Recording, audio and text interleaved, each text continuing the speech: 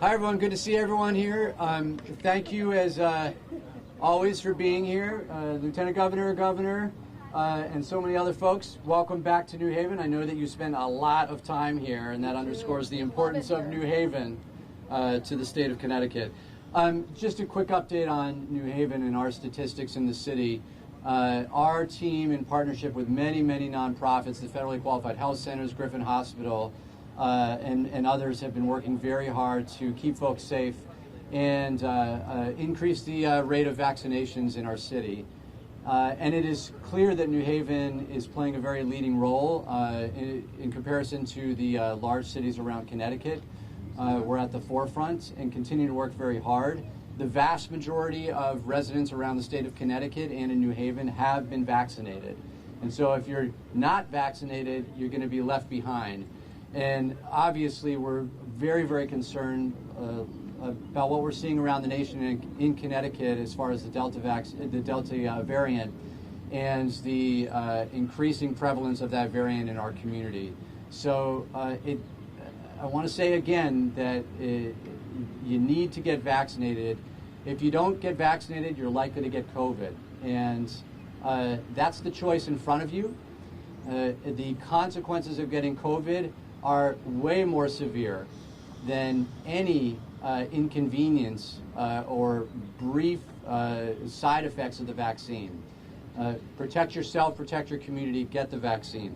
In New Haven, we are at 63.3% of our population that is eligible has gotten the first dose, and 57.7% have gotten the second dose of those individuals that are eligible.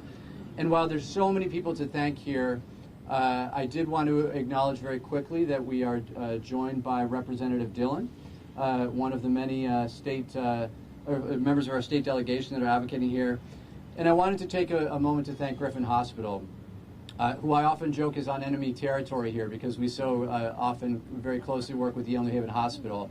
But the team with Griffin has been just incredible at their flexibility. I mean, this site here is one, my office is right there, and I look out the window, and they're here every single day vaccinating people.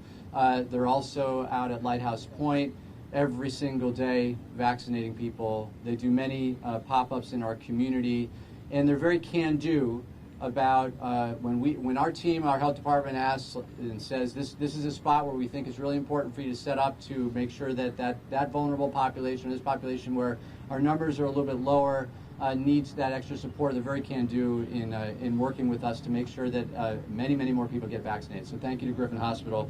And on that note, I'm going to pass it over to Todd Leo, who is a vice president and, correct me if I'm wrong, you're the Chief Corporation Counsel, did I get that? General Counsel at Griffin Hospital. Thank you, Todd, for joining. And I'll hand it over to you. Thank you.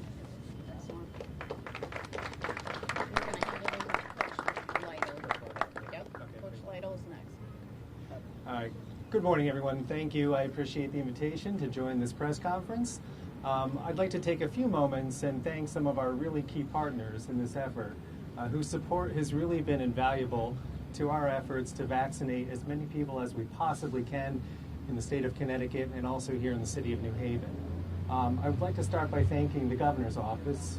The Governor's Office has shown tremendous leadership and vision by putting together the mobile vaccination program, which has been particularly focused on reaching socially vulnerable communities where the COVID-19 pandemic has hit the hardest.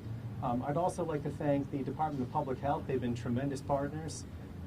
They have been so innovative and so flexible too. Mayor Elliker referred to our flexibility. We're just trying to follow their lead here. And last, I'd like to thank the city of New Haven. Our success in the field is only as good as the partnerships that we have locally. And Mayor Elliker and also the Director Maritza Bond have been tremendous partners for us, and I'd like to thank them. Griffin Health has over 35 teams that are vaccinating across the state of Connecticut. We have vaccinated over 31,000 individuals up to this point, and we've held 1,831 mobile vaccination clinics across the state. Our work is not done. We will continue to go anywhere that we're asked to go until every last person in the state is vaccinated. So if you're at home, if you're waiting, If you're sitting on the sidelines, there is no reason to wait any longer. I would encourage anyone that has not gotten vaccinated yet to get vaccinated as soon as possible. So thank you very much. We appreciate the support and look forward to continue working with our partners. With that, I'm going to hand this over to Coach Lytle, who will say some remarks.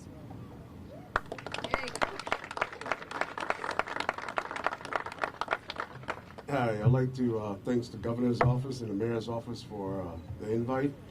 I'm the head football coach at James Hills High School and president of New Haven Pop Warner Youth Football. It's very important that all participants get the vaccination.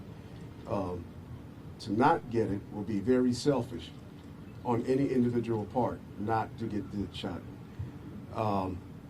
We deal with a lot of kids. They get taken home to their grandparents, their parents, uncles, aunts, and family members. So I encourage Pop Warner, all high school students, athletes, and coaches to get the shot. Thank you. I would like to introduce New Haven Public Health Director, Maritza Bond. Thank you. I'm going to adjust the mic just a bit because I'm petite. So hello and good morning and welcome to the city of New Haven for those of you that are visiting. It is such a pleasure to be here today, and thank you, Reggie, for your remarks. As head coach, he and I have had tough conversations where we had to end sports because of the pandemic. And here we are, miraculously, with a vaccine a year later, and we have an opportunity to play sports again. So we are encouraging our community that are eligible to get vaccinated urgently, as we are now seeing in our city and in our state, in our nation, around the country, a new variant that's trying to come and attack us as a community. We want to make sure as a community that we are not having restrictions again. We want to make sure as a community that we can still visit our family members that are out in other states or in other countries. We want to be able to be united as a community to engage and move this country forward.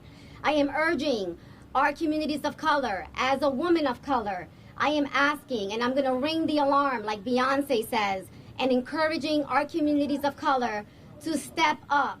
This is not a joke. This variant is coming, and it's coming for us. I get it. I am on the pulse of the community. I get that you have mistrust, but I want to make sure that you are not misinformed. We have information available to you. We have made vaccines available to all of you. But we are having most of the cases among communities of color. We are having most of the deaths among communities of color. Has the health system been fair to us over the years? No, it hasn't. We know that. But we know that there's an opportunity for change, and your voice matters. As the health official of this city, I am here to carry out the mission of promoting and making sure that you are aware of health behaviors to change to be healthier.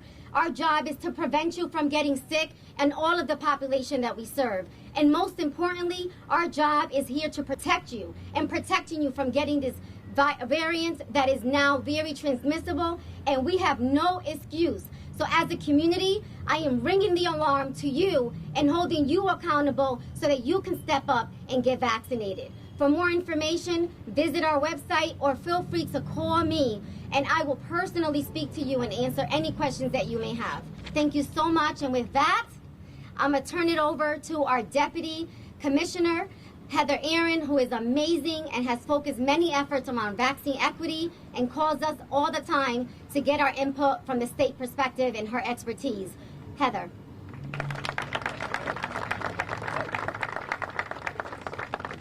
Good morning, everyone. It's good to be in New Haven. I've spent quite a few years in New Haven, and I'm happy to be here. Good morning, and thank you to our Governor Lamont for being here today, Mayor Elika, Lieutenant Governor Maritza. It's very, very good to see you and to continue to work with you.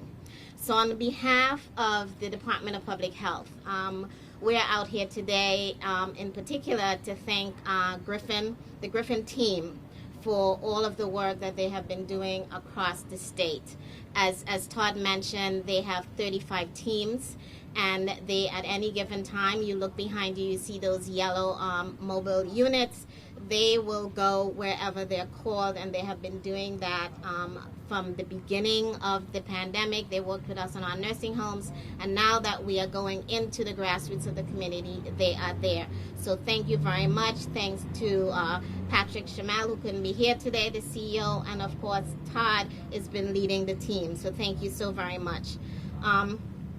The Griffin team has done, since in the last 2 months, over 6,000 clinics, just again in the SBI areas, and is again working with us to find people not only to give the vaccine but to answer questions, to promote why it is a good thing to do. We today are hearing a lot of information from the CDC that they again looking at information as to what we are going to do regarding the Delta variant. There's a lot of talk about this variant is now the dominant variant. This variant has gone through Europe and has been the dominant variant in Great Britain. It has been the dominant variant in India, and it's now in the United States the dominant variant. And it is very, very contagious, much easier to catch the virus than our first SARS-CoV-2. So we are appealing to everyone that this is the time. We have the vaccines. We have more vaccines than that's not an issue like in the beginning. We have the vaccines, and we are ready and willing to provide that to you. So we thank also our local officials. We have, without local health, we couldn't get this done. They know where you are and where you live, and they have been directing us as exactly where we need to go. So clinics like this on the green has been very successful. We're happy to see that we already have a few people that are lined up to take the vaccine. So again, thank you very much, and continue to encourage the family. With strong support from our governor, we have been leading in vaccinations across the country. Overall, we're at 70%. Our numbers would be higher, but our vaccines between the ages of 12 to 24 are somewhat hesitant, and we're not able to bring that number up without your continued support. So again, this is our time. We want to do this before the fall gets here. We want to make sure that everyone is vaccinated. So remember, there are those who cannot be vaccinated. There are those who are immune compromised. And if those individuals get vaccinated, it's on all of us. So please remember, when you're vaccinating, it's not only for yourself, it's for those who cannot take care of themselves, those who cannot be vaccinated. So again, thank you very much for coming out here today, and thank you for all that you're doing. And with that, I would like to announce our illustrious Lieutenant Governor. Thank you. Thank you. All right, thank you. Thank you so much, Madam Deputy. And here's the good news. The good news is that New Haven is leading the way amongst our cities in vaccination rates. So I want to thank the mayor and the health director and the city of New Haven for their leadership. The bad news is that we are seeing a pandemic of the unvaccinated in our state and in our country. And here's the thing. The people who have not been vaccinated are the people who are going to the hospital, who are getting sick, and who are dying. Our state senator colleague, Saud Anwar, who's a pulmonologist, who is caring for people with COVID at Manchester Hospital, talked about patients he had that were dying from COVID after the vaccine came out in December, and they were pleading on their deathbed for the COVID vaccine. Too late. So we have to encourage everyone in our state to get vaccinated. And back on the good news. The good news is we are fourth in the country. We are at 70% overall, but we are nowhere near getting to the 80% that we need of all of our population to reach herd immunity. And our deputy health director, I think, was dead on when she was encouraging young people, because 95% of the people over 65 have had at least one shot. 75% of the 45 to 54-year-olds have had at least one shot. Problem is, when you get down to our younger population, our 12 to 34, we have much lower vaccination rates, and that's what we need to focus on. And one of the reasons we have our coaches here today is to encourage our students to get vaccinated, because we still have half of the summer to get our young people vaccinated, because the more of our young people that get vaccinated, the better chance we have to have a successful school reopening. And we are all very much focused on that. So please, if you have family members or friends who are not vaccinated, you are our best advocate to getting those folks vaccinated, because all the research shows that it is family members, friends, and healthcare professionals that make the biggest difference with people. Maritza Bond alluded to hesitancy. You know, there's all kinds of crazy stuff on the internet about why you shouldn't get vaccinated. We just appeal to you to ask healthcare professionals. If you have questions, that's why they're there, to allay any concerns, to give you the information that you need. And I want to thank, again, our partners in state government and Mayor Elliker for your partnership and collaboration.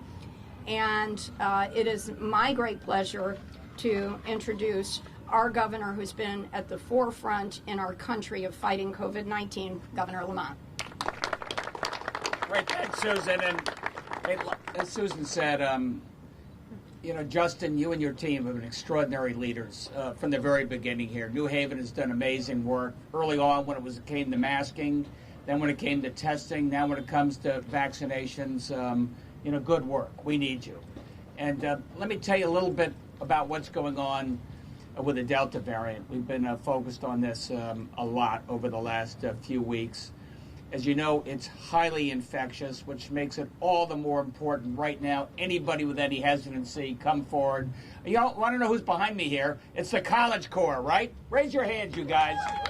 These guys are going all over New Haven. They're going all over the new state. They're going to folks who are often left behind when it comes to public health. We're going to be bringing the Griffin vans out to these communities, making sure they know that we need them to get vaccinated, what that means, person to person, explaining what that is.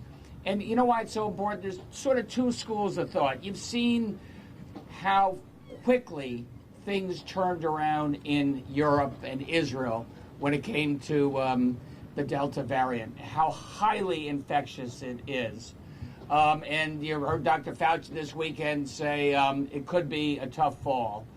You also heard Scott Gottlieb say something interesting, Connecticut's very own, who I talk to a lot, say, look, in Britain, for example, let's say they're a canary in the coal mine.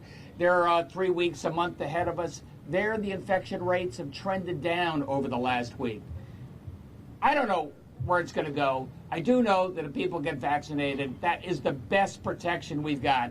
And we've tried very hard in terms of all different communities to reach out to people. I remember last fall, I had some football dads and soccer moms, so I thought it was really important that we keep sports going. And we're going to have sports going this fall, thanks to each and every one of you. Thanks to the coaches. Thanks to CIAC, who's been an amazing partner for us. And, you know, they're here very clearly with a message that, you know, players, you're part of a team. And you may be big, strong quarterback and sort of libertarian, and I can manage on my own, and I don't need anybody telling me what to do. Well, you're also part of a team, and we need you healthy, and we need you on the field. And if you're not on the field, your team could really have some By the way, there's a Yankees guy right there in front of me. He's got the camera. He knows something about 6 Yankee players who weren't on the field and what that meant to that team. There's a Red Sox guy over there. He knows what it meant too. But what I'm trying to say is, it is about the team. It's not just about you. And it's not that you're not on the field. It could mean your entire team has to quarantine, and what that means for the season. And that's an analogy for the state of Connecticut. It's not just about you. It's about all the people you're in contact with. It's about doing everything we can to keep you healthy so that your class is healthy, so that your team is healthy, and so we get through this faster, whichever direction the variant may take. And special thanks again to Griffin. They've been taking the vaccines where the people are to make a difference. And I hope you, as Susan said, tell your friends and friends of friends, this is their time to step up. If you believe in the team, get vaccinated. Thanks so much for being here, you guys. I really appreciate it. So we are very happy to have so many media partners here, and we have all these experts behind me, so we'll take any questions. Is there any thought being given to sort of ramping up the pressure, particularly on athletes? What I'm talking about is perhaps following what some of the pro leagues are either doing or thinking about doing, which is requiring vaccination from the quarters in play. Any of you want to take that? Not that much. If you could identify yourself. Sure. Glenn Lungarini, Executive Director of CIAC. We continue to work very closely with the Department of Health and the State Department of Education, and we'll continue to do so. As Governor Lamont said, you know, our success in sports is a life lesson, that it's as much about helping others achieve their goals as it is your own personal one. So we're encouraging everybody, be the best teammate you can be, get vaccinated. That's why we ran vaccination clinics at our baseball championships, our tennis championships, our track and field championships. So we're confident the kids in Connecticut are going to answer that call. Is it CIC required? Can I just follow up? How do you feel about the idea of being put in a position of potentially being asked to, again, ramp up the pressure and making it a requirement? Yeah, that's why we're here today, supporting this effort and supporting the governor's lead to do that with our kids in Connecticut. Thank you. Glenn, what would it take for CIAC to require vaccinations to participate in all sports? Yeah, you know, at this point, we'll just continue to have those great conversations with our partners in DPH and the State Department of Ed to take their lead as well. And, you know, we're confident that with the governor's efforts here and our joint efforts that our kids will answer that call. So you are having conversations then? We've always had conversations. So, okay, so it is a possibility that is under discussion. At this point, we're just having conversations about what we can do to encourage kids to get vaccinated and are confident in their response. Glenn, the governor mentioned possible quarantine rules. Does CIC have a quarantine policy for the fall in terms of if teams have positive cases? We follow the same procedure that we have in the past. In the past year, again, if people go into quarantine, we follow the state's quarantine requirements with that. Thank you. Governor, you had said at one point you were thinking about potentially reinstalling travel restrictions. How serious of a consideration is that? First of all, hey, teammates, go get vaccinated. It's the right thing to do it for your team. Nobody wants mandates. I know how tired everybody is. And we don't have to get into that conversation if people just go get vaccinated. On the question about travel, probably not a really good week to go to Missouri or Arkansas is sort of my sense. I'd probably skip Florida as well, where they have an infection rate that's a good 10 times what ours is. Florida is the epicenter right now of COVID. In terms of restrictions, look, I've got to talk to my neighboring governors. You know, Bradley's a great airport, but sort of big part of a bigger catch basin than that. And right now, there's nothing anticipated, but we're looking at what's going on in those states in the South, which are much more infected than we are. Are there other restrictions you would think of, whether it's masks or capacity or anything else, or is travel sort of the one you're zeroing in on? I don't think we're planning on any other restrictions at this point. As you know, we wanted to put off decisions as regards schools for 2 or 3 weeks. The reason being, I gave you sort of some of the 2 different points of view in terms of what could happen this fall.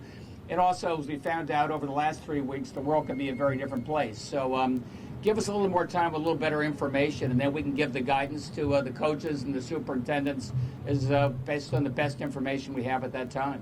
Governor, what are your public health officials telling you about why it is so difficult to get, or why there's difficulty or a lag in vaccinations among young people? I was just looking at here, I think New Haven, I think it was 35%, if I remember correctly. I just was looking up. Waterbury, it's about 20%, and Bridgeport State. I looked it up.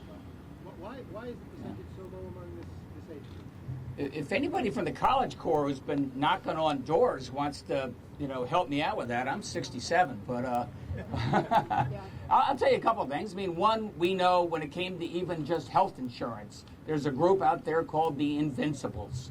That's part of it. It won't happen to me. And point of fact, young people are dramatically less likely to suffer complications. But they're also just as likely to be infectious and infect their parents or their grandparents or those around them, which is why the vaccination is still so important. Go ahead, Susan. I'm just trying to get at, has anybody gone into the Yeah, so I can say that a few things, because I went door knocking in the Fairhaven section of New Haven earlier in the summer, and I had young Latinx men saying they didn't want to get vaccinated because they saw videos of people having allergic reactions upon receiving the vaccine. And my response was, in a tiny fraction of the cases, you have a reaction, an allergic reaction, and that's why you have to sit for a period of time and be watched by medical professionals so that if you do have a reaction, they will be able to treat it immediately. But let's also let the health director speak. So that's a really good question, and there are preliminary studies coming out. Data Haven recently published a preliminary report regarding some surveys that they conducted within the community, specifically to New Haven, across some national studies. And there's a couple of things that come to mind with some concerns in regards to getting vaccinated. For the young population, to your specific question, some parents are trying to wait until the vaccine is officially approved by the FDA. They're trying to wait it out, and it's this waiting game that they are sort of grappling with. And so what we want to be mindful with that is that what we have been doing internally is trying to dispel some of the information about how many people have been vaccinated so that we can be able to educate the parents to make the best decision for their children. We've also seen that some of the concerns are the side effects and having to lose time from work and not being paid from their employer to lose time from work. So that's another reason that we see consistently. And then, of course, we're seeing the misinformation about those that are against vaccines in general, sending out messaging about a chip being inserted into individuals' body, which is another myth. And so what we've done collectively, and we're so fortunate here in New Haven, is that we have a risk communication committee where it's inclusive of community members' input and really putting out messaging so that we can really educate and allow parents and adults to make informed decisions with the facts, not the myths. And in fact, I have to give a shout out to Adrian Jefferson, our Cultural Affairs Director, who is theming our campaign, Got Questions. And so we are going to be answering your questions as they come in live and are doing surveys on different social platforms so that we can be able to interact with the community as they need it. Director Bond, could you speak to your concern about breakthrough cases with the new Delta variant? Do you think it's more common with the Delta variant? And what should people who are already vaccinated do to protect themselves from a potential breakthrough? So, of course, we want to make sure that we continue our messaging and scale up our preventative. We know how we can prevent it. And so if you're not vaccinated, we ask that if you're not able to get vaccinated or you haven't made the decision to get vaccinated, follow the proper precautions. Wear a mask when you're going into businesses or anywhere in crowded places. Make sure that you're social distancing and not hosting events or attending large events. And trying to have things outdoors is very critical. We know that hand washing was also effective. So we want to make sure that our prevention piece stays in place. And we know that we have an honor system. However, what we're seeing now with some of the preliminary data with the breakthrough cases is that Those that are not vaccinated are the ones testing positive. Those that are not vaccinated are the ones that are hospitalized. So it's very critical. The data is there. If you haven't been vaccinated, and this is your chance, please answer the call, because vaccines in the city of New Haven is not a barrier. We are in your neighborhood or wherever you want us to be. We will pop up and also stay there as long as we're needed. So if the math, if I heard the numbers right, the representative from Griffin said there were 31,000 vaccinations administered by Griffin, and the deputy commissioner said they've done 6,000 clinics. So that comes to like 5 vaccinations a clinic. So what does that say about, again, the challenge now if you're getting down to that point where you can have a pop-up and end up with 4, 5, or 6 folks?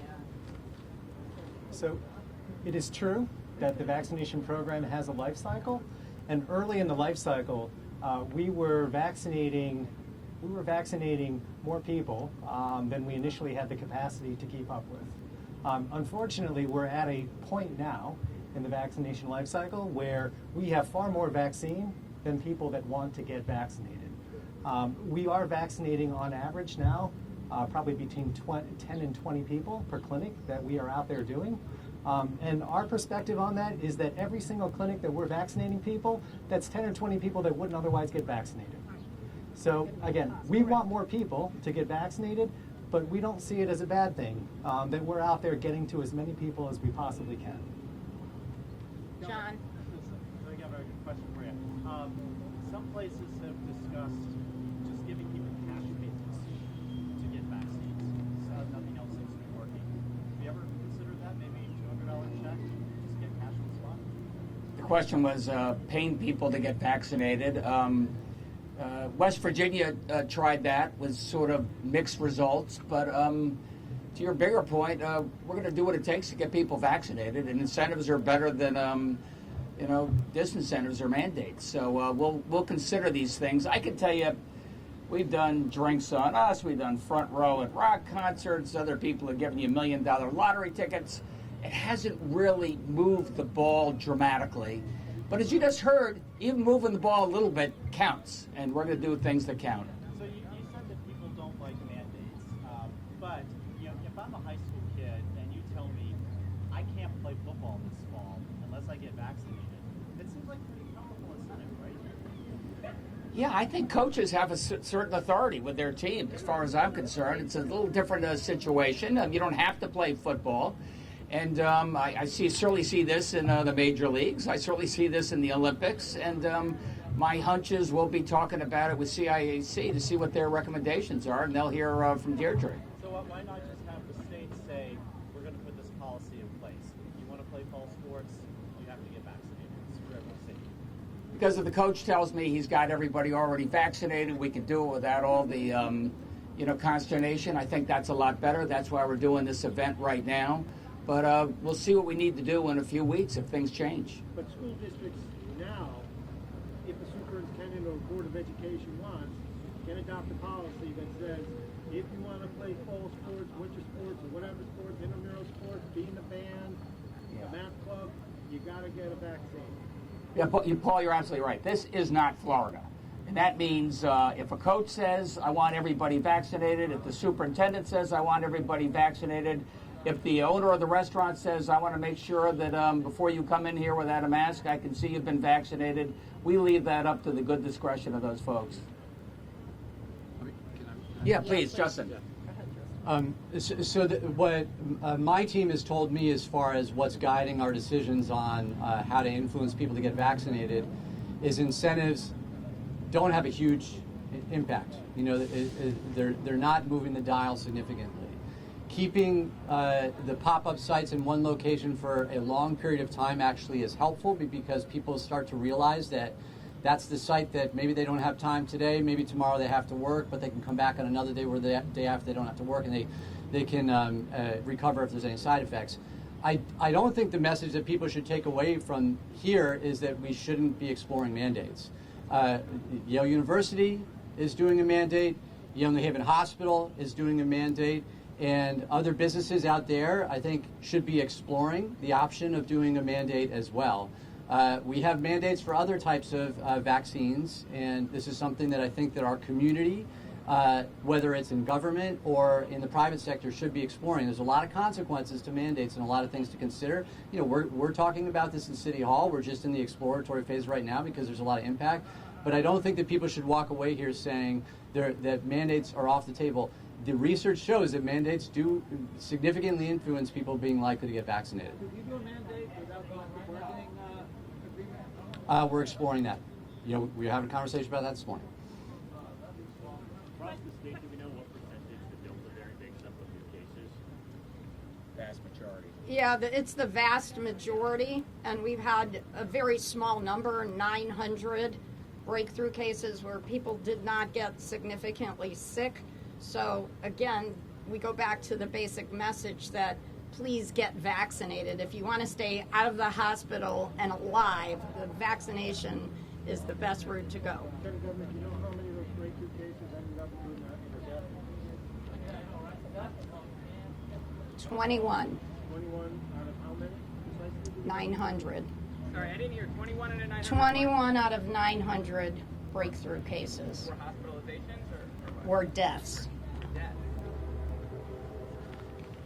Question about you're talking about more contagious. What's the message you want to send about virulence of the Delta variant? You know, are people confusing more contagious with more deadly? And what's the message you want to send about? The vaccines work really well against the Delta and all the other variants out there, Delta in particular right now. Incredibly successful. Look, we're getting 80% plus of our people vaccinated, at least with the first shot. We're going up at about 0.5% every week. We're a leader in the country, as you know. But unfortunately, we got a variant that's moving really fast, so we got to run even harder to stay ahead of them, and that's what this event is all about. Governor, does DPH have any information on those 21 deaths regarding comorbidities or other factors?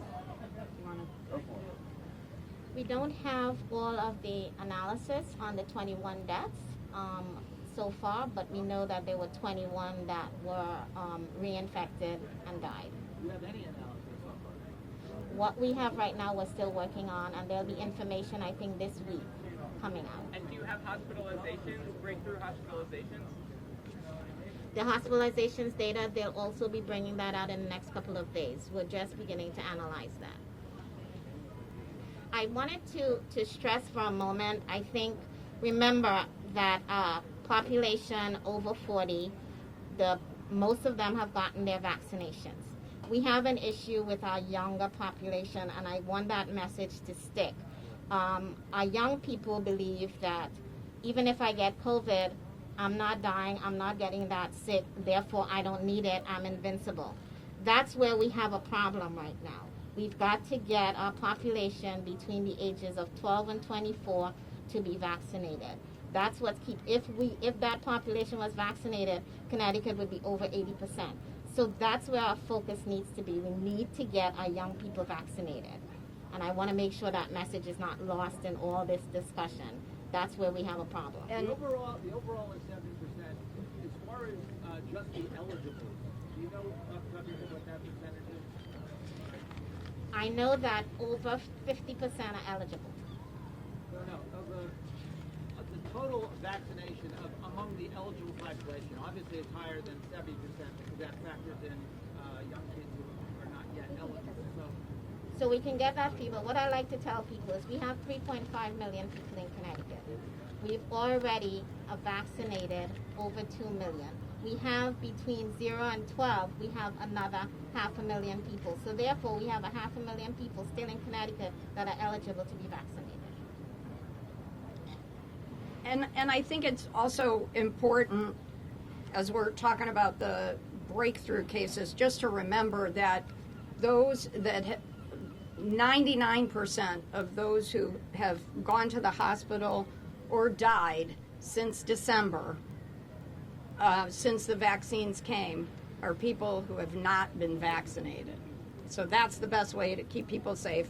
Get vaccinated. We good, Susan? I think we're good. I think we're good. Thanks, everybody. Thank you.